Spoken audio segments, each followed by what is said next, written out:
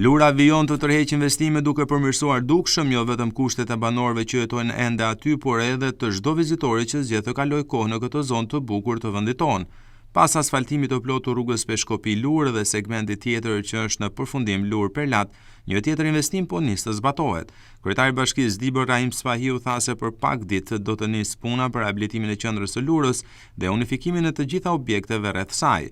Po ashtu, Spahiu shtoi se do të punohet edhe për përmirësimin e gjendjes së rrugës që të dërgon tek liçenet e Lurës, në mënyrë që çdo vizitor ta ketë më të lehtë të shkojë deri atje. Do japim lajmin e mirë banorëve të Lurës që ato që patën premtuar para disa kohësh, të gjithë qendra e Lurës do të bëhet unifikimi i saj, do të rregullohen të gjitha objektet në qendrat e Lurës me veshje kapot, me unifikimin e çative.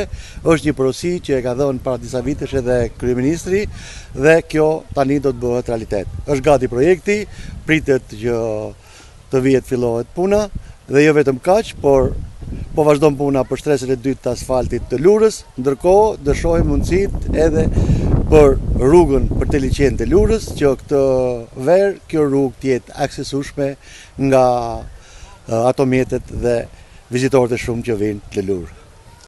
Lura vijon të mbetet ndër zonat më të preferuara në të gjithë qarkun Dibër, ndërsa deri tani vizitorët janë stepur për shkak të gjendjes së vështirë të rrugës. Asfaltimi i saj në të dyja anët pritet të rrisë fluksin e vizitorëve, jo vetëm ditor, por edhe të atyre që kalojnë disa ditë në këtë zonë piktoreske.